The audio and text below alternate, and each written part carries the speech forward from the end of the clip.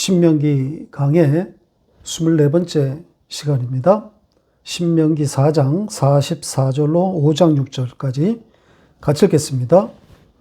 모세가 이스라엘 자손에게 선포한 율법은 이러하니라. 이스라엘 자손이 애굽에서 나온 후에 모세가 증언과 규례와 법도를 선포하였으니 요단 동쪽 벳부올 맞은편 골짜기에서 그리하였더라. 이 땅은 헤스본에 사는 아모리 족속의 왕 시온에게 속하였더니 모세와 이스라엘 자손이 애굽에서 나온 후에 그를 쳐서 멸하고 그 땅을 기업으로 얻었고 또 바산 왕 옥의 땅을 얻었으니 그 두 사람은 아모리 족속의 왕으로서 요단 이쪽 해 돋는 쪽에 살았으며 그 얻은 땅은 아르논 골짜기 가장자리의 아로엘에서부터 시온산 곧 헤르몬산까지요. 요단 이편 곧 그 동쪽 온 아라바니 비스가 기스갈의 아라바의 바다까지니라. 모세가 온 이스라엘을 불러 그들에게 이르되 이스라엘아 오늘 내가 너희의 귀에 말하는 규례와 법도를 듣고 그것을 배우며 지켜 행하라. 우리 하나님 여호와께서 호렙산에서 우리와 언약을 세우셨나니 이 언약은 여호와께서 우리 조상들과 세우신 것이 아니요 오늘 여기 살아있는 우리 곧 우리와 세우신 것이라.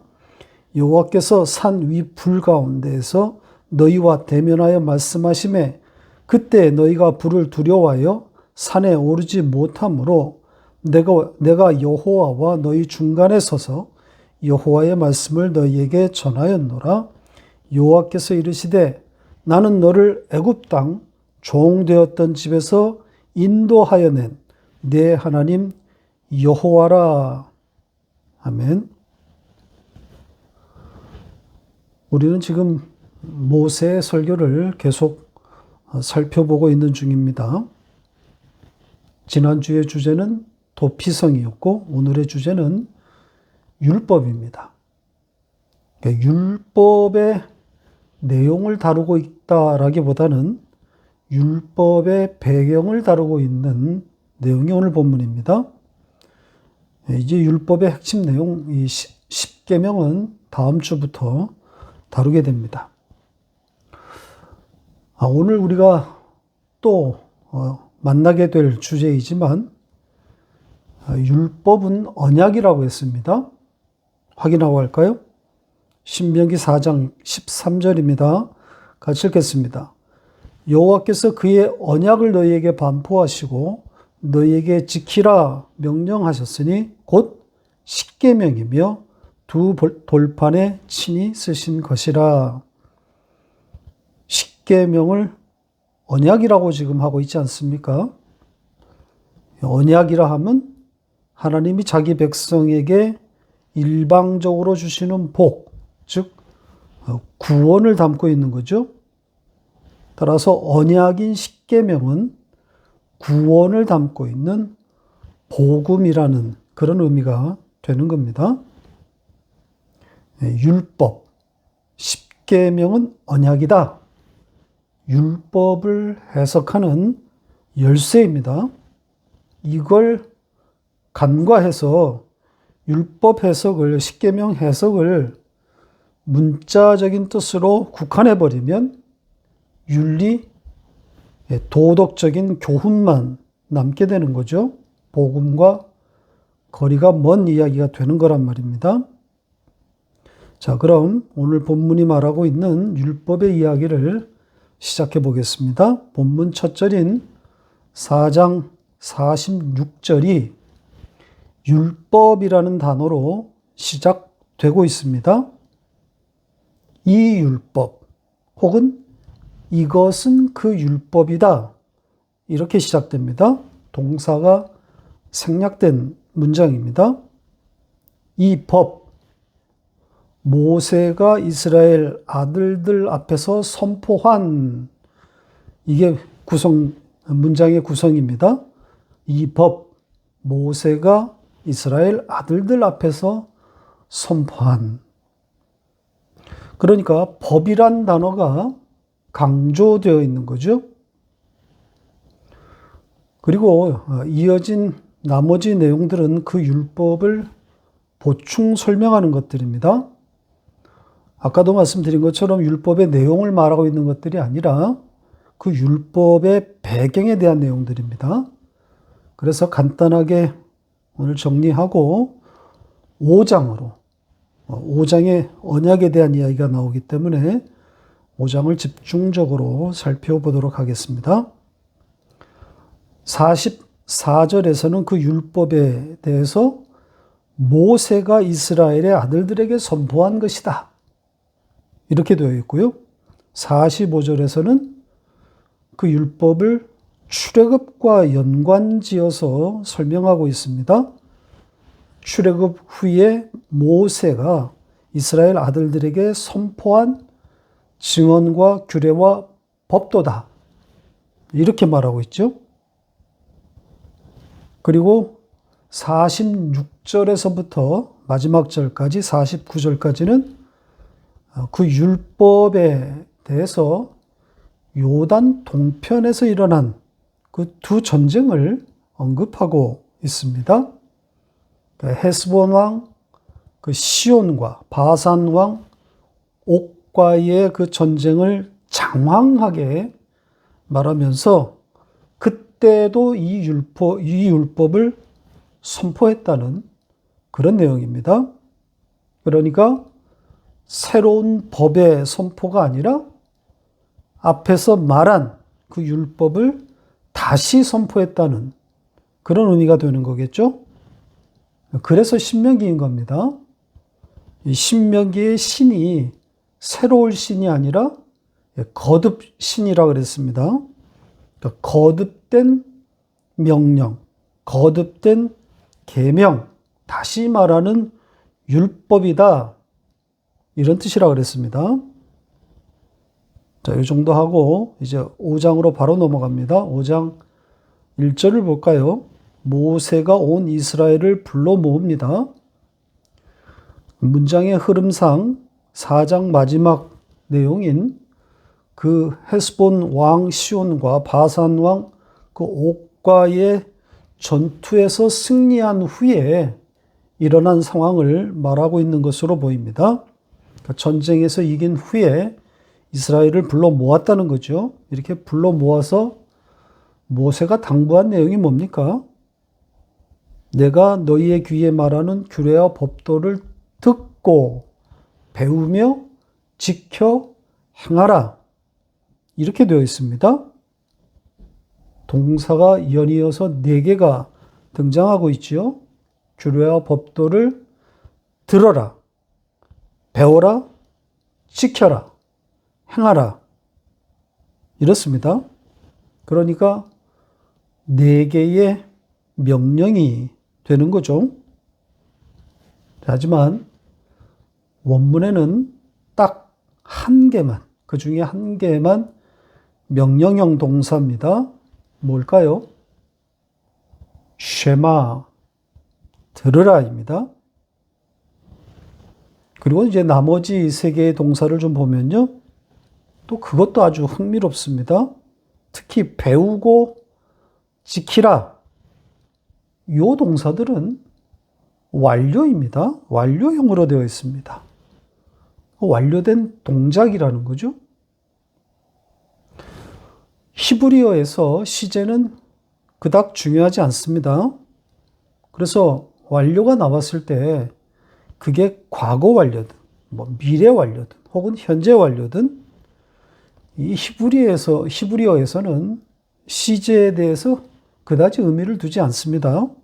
시제는 문맥에 따라서 혹은 독자의 해석에 따라서 많이 얼마든지 달라질 수 있습니다.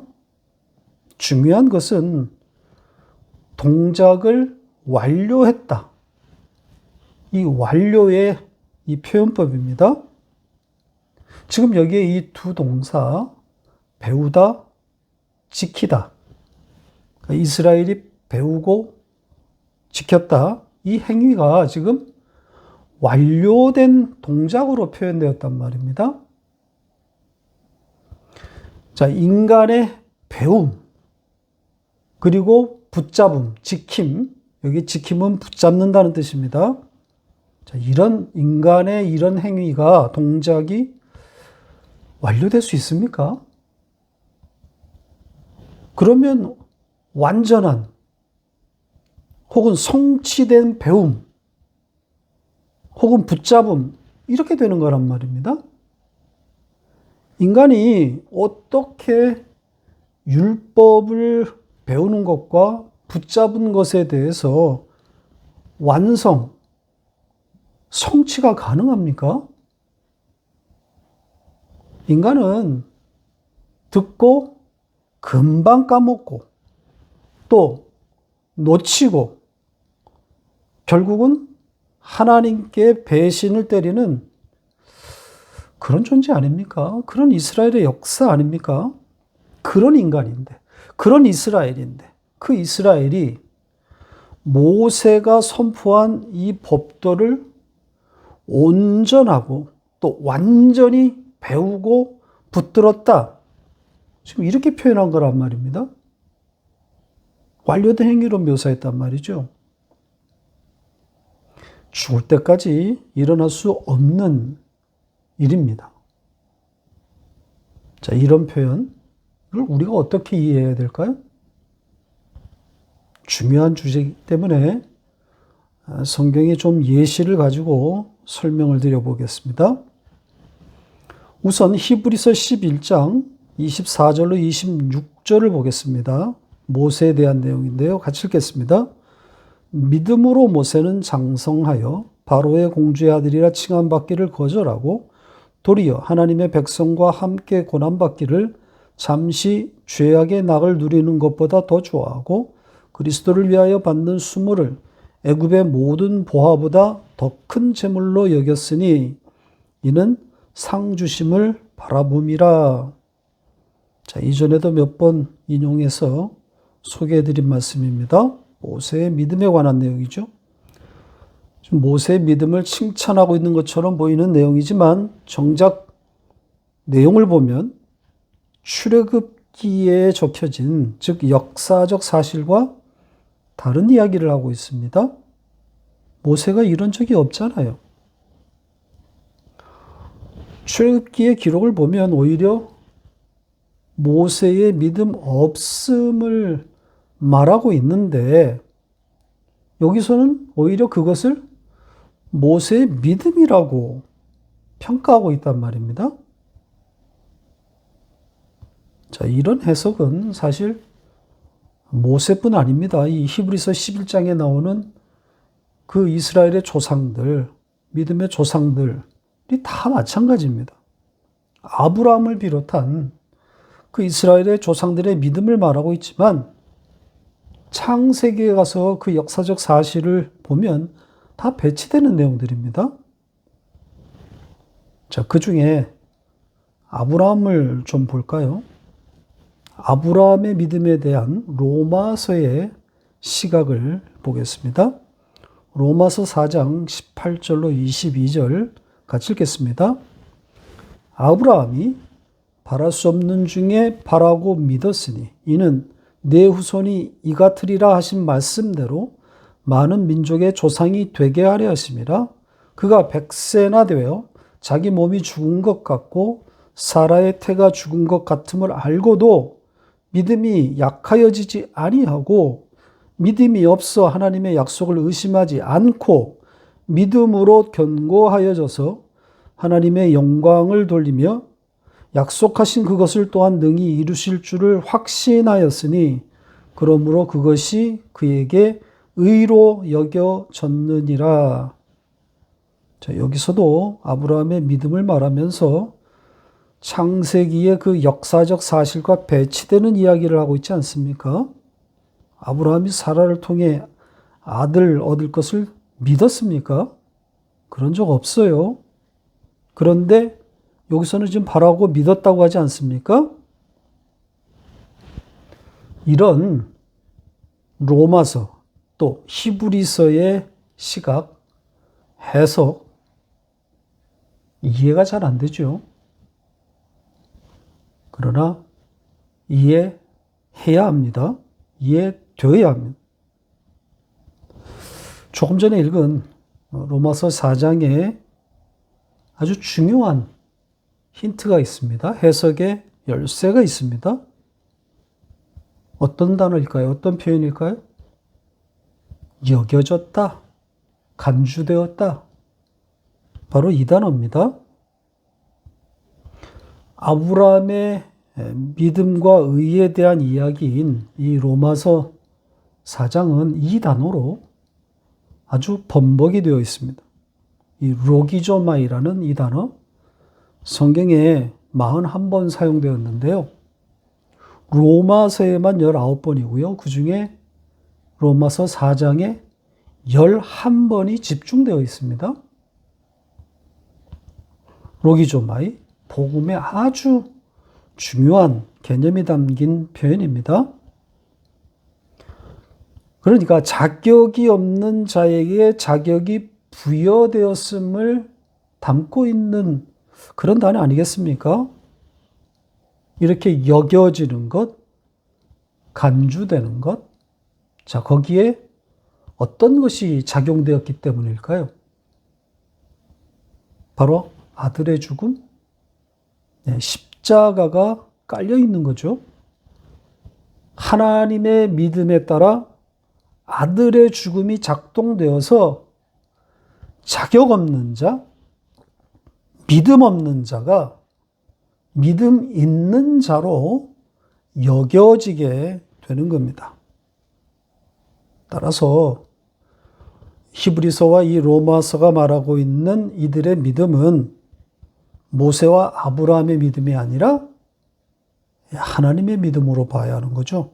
하나님이 하신 일을 말하고 있는 겁니다. 그래서 모세나 아브라함이 하지 않은 그 역사적 사실에 반하는 배치되는 내용이 나오는 겁니다. 자, 율법에 대한 이스라엘의 그 완전한 배움과 붙잡음을 설명하기 위해서 좀 장황한 이야기를 했습니다. 지금 말씀드린 히브리서 11장이나 또 로마서의 4장의 내용처럼 오늘 본문의 이스라엘이 하나님의 법도를 완전하게 배웠고 붙들었다.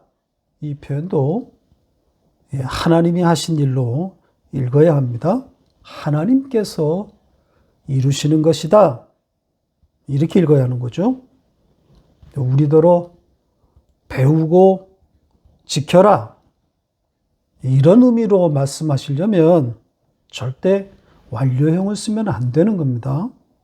인간은 절대 그 자리로 나갈 수 없기 때문입니다.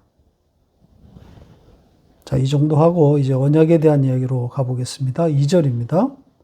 호렙산의 언약을 말하고 있습니다. 2절의 첫 단어가 여호와입니다. 그러니까 언약의 주체가 하나님이라는 것을 말하고 있는 거죠. 언약의 핵심되는 주제가 바로 이것 아닙니까? 하나님께서 일방적으로 자기 백성과 맺은 계약이란 말입니다. 이 베리트, 보통 계약, 협정, 이렇게 번역되는 단어인데요. 쌍방의 합의가 전제되는 개념입니다. 그런데 동작의 주체가 하나님이 되는 경우에는 이 쌍방 간의 합의 개념이 그냥 없어져 버립니다. 인간 쪽의 합의나 조건이 개입되지 못해요. 심지어 참여 여부조차도 이에 반영되지 않습니다. 그야말로 일방적인 하나님의 행위만 있는 거죠. 그래서 계약이란 일반적인 단어보다는 언약이라고 하는 특수 용어를 채택하게 되는 겁니다. 쌍방 간의 합의가 들어있지 않은 하나님의 일방적인 행위를 담고 있는 겁니다. 자, 이 호렙산에서의 언약, 어떤 내용입니까? 이 모세 언약이라고 불리는 언약인데요. 일반적으로 출애굽기 19장에 나오는 그것을 언약의 내용이라고들 말합니다. 가볼까요? 19장 5절 6절 같이 읽겠습니다. 세계가 다 내게 속하였나니 너희가 내 말을 잘 듣고 내 언약을 지키면 너희는 모든 민족 중에서 내 소유가 되겠고 너희가 내게 대하여 제사장 나라가 되며 거룩한 백성이 되리라. 너는 이 말을 이스라엘 자손에게 전할지니라. 여기에 내 소유, 내 나라, 제사장 나라, 거룩한 백성, 이거 다 베드로전서 2장 9절에 나오는 그 단어들, 아주 같은 단어들로만 구성된 아주 유명한 말씀 아닙니까? 자, 이 말씀이 호렙산 시내산 모세 언약이라는 그런 주장이 일반적입니다. 자, 하지만 이런 주장은 이 말씀 자체가 지금 부정하고 있습니다. 이미 언약이란 단어가 등장했단 말이죠. 언약을 지키면, 듣고 지키면, 그러면 너희가 내 소유, 내 나라, 제사장 나라, 거룩한 백성이 될 것이다. 이렇게 말하고 있지 않습니까? 이미 언약이 등장했단 말이죠. 따라서 이 말씀은 언약의 내용이 아니라 언약이 가져다 줄 결과물인 거죠. 이미 언약은 주어졌단 말입니다. 따라서 여기에 언약은 무엇을 가리키는 거겠습니까? 율법 혹은 십계명이라고 말할 수 있는 거죠. 호렙산에서 일어난 일이 뭡니까? 하나님과 모세가 독대하는 거 아닙니까? 그리고 이 율법이 돌판이라고 하는 형태로 모세에게 주어지는 자리 아닙니까? 바로 그 율법이 언약인 거죠. 그걸 말하고 있는 겁니다. 자, 아까 소개했던 신명기 4장 13절을 다시 보세요. 언약이 그 두 돌판에 쓰인 십계명이다. 언약이 곧 십계명이다. 언약이 곧 율법이다. 이렇게 말하고 있지 않습니까? 율법이 언약입니다. 매우 중요한 내용입니다. 율법은 언약이다. 잊어서는 안 될 이야기입니다. 따라서 율법은 복음인 거죠. 복음으로 읽어야 하는 겁니다. 하나님의 일방적인 사랑과 구원이 담긴 그런 이야기라는 겁니다. 따라서 앞으로 우리가 보게 될 이 십계명 강해는 복음 이야기가 될 것이 자명한 거죠. 성경에 다른 이야기는 없어요. 하나님의 우리를 향하신 일방적인 사랑, 짝사랑, 러브스토리란 말입니다. 3절로 갑니다. 오해가 될 만한 내용이 있습니다. 이 호렙산 언약은 조상들과 맺은 언약이 아니라 여기 살아있는 우리와 세우신 것이다. 자, 이런 내용이 나오죠. 언약의 단절을 말하고 있는 것처럼 보입니다. 하지만 그렇게 읽을 사람은 아무도 없습니다. 앞에 나왔던 조상들과 맺은 언약을 언급하고 있는 내용을 좀 볼까요? 신명기 4장 31절 같이 읽겠습니다. 내 하나님 여호와는 자비하신 하나님이시라. 그가 너를 버리지 아니하시며 너를 멸하지 아니하시며 내 조상들에게 맹세하신 언약을 잊지 아니하시리라. 언약의 지속성, 영속성을 담고 있는 내용 아닙니까? 자, 레위기에는 이런 말씀이 나옵니다. 레위기 26장 44절로 45절 같이 읽겠습니다. 그런즉 그들이 그들의 원수의 땅에 있을 때에 내가 그들을 내버리지 아니하며 미워하지 아니하며 아주 멸하지 아니하고 그들과 맺은 내 언약을 폐하지 아니하리니 나는 여호와 그들의 하나님이 됨이니라. 내가 그들의 하나님이 되기 위하여 민족들이 보는 앞에서 애굽 땅으로부터 그들을 인도하여 낸 그들의 조상과의 언약을 그들을 위하여 기억하리라. 나는 여호와이니라.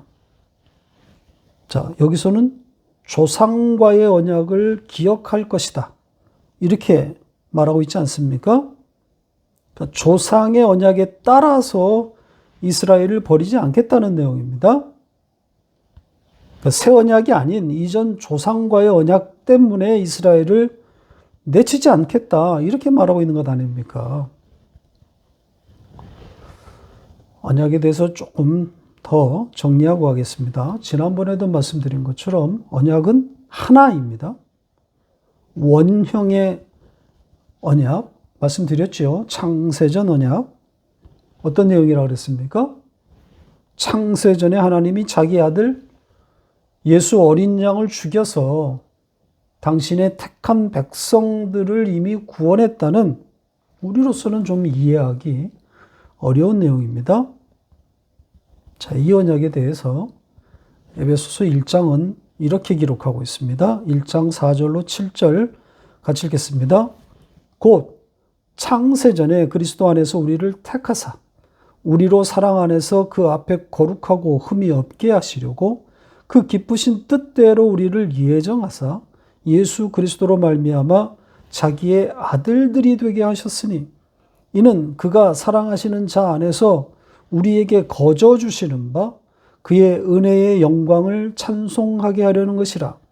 우리는 그리스도 안에서 그의 은혜의 풍성함을 따라 그의 피로 말미암아 속량 곧 죄 사함을 받았느니라. 다 중요한 내용이지만 이 창세전이라는 단어가 아주 독보적입니다.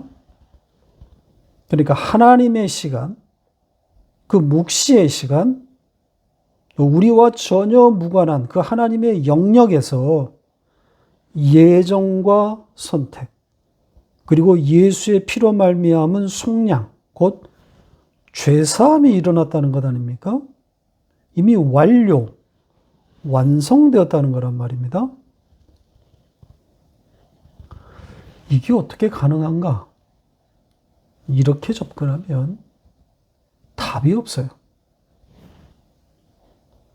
답이 없다는 이 말은, 제가 말하고 있는 이 답이 없다는 것은 이런 질문을 던지는 사람을 두고 하는 말입니다. 답이 없는 사람, 망한 사람이란 말입니다.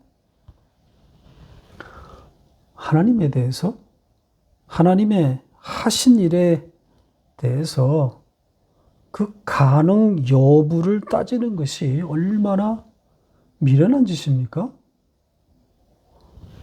인간의 이성, 즉 이해할 수 있는 범위 내에서만 일하는 신, 그런 거라면, 그런 신이라면 그 신이 어떻게 전지전능하다고 말할 수 있겠습니까? 성경이 이 창세전, 묵시에 관해서 이야기를 하면 인간으로서는 이해할 수 없는 것이 당연하죠. 그 하나님의 시간, 그 하나님의 영역을 우리가 가본 적이 없고 경험한 적이 없단 말입니다. 성경은 우리에게 이해를 요구하지 않아요. 그래서 자세한 설명도 하지 않습니다. 설명해봐야 인간이 납득하거나 도달할 수 있는 것들이 아니란 말이죠.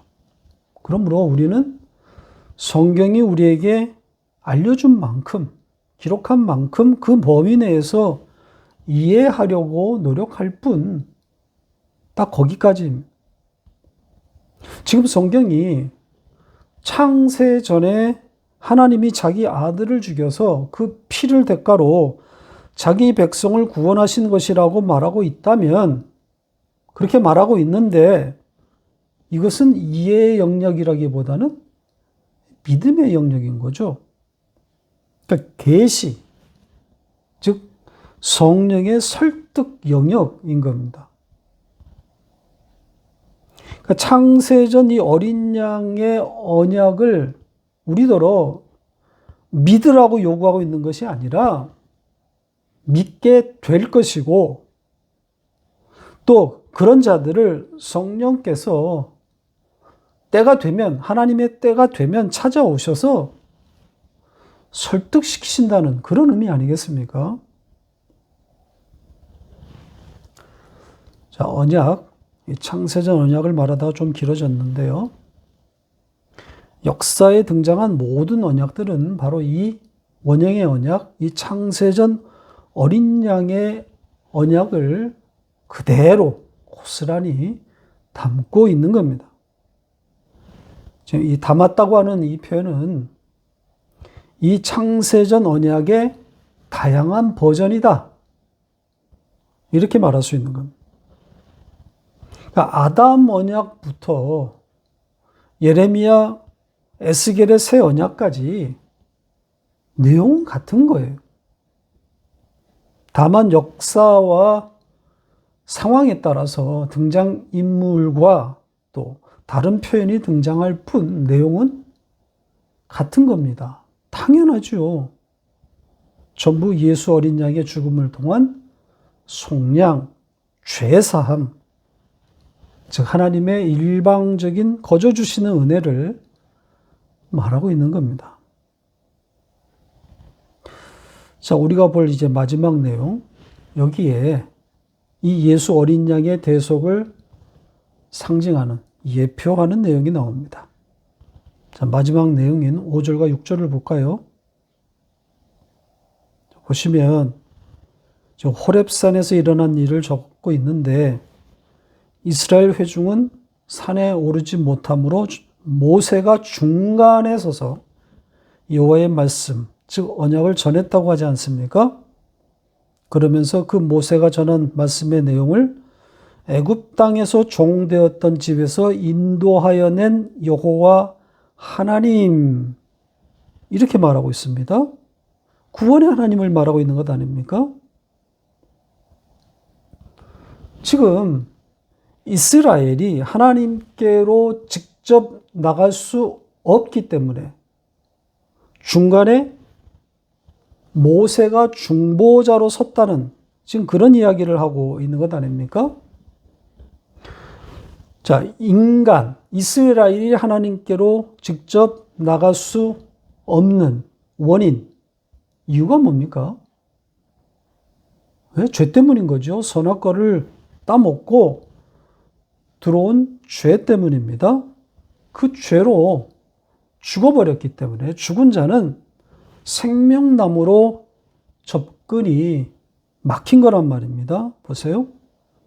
자, 창세기 3장 24절 같이 읽겠습니다. 이같이 하나님이 그 사람을 쫓아내시고 에덴 동산 동쪽에 그룹들과 두루 도는 불칼을 두어 생명나무의 길을 지키게 하시니라. 자, 이렇게 막힌 것인데 살아날 길이 막힌 거예요. 그런데 이 길을 뚫고 있는 뚫으신 중보자가 나타나는 거죠.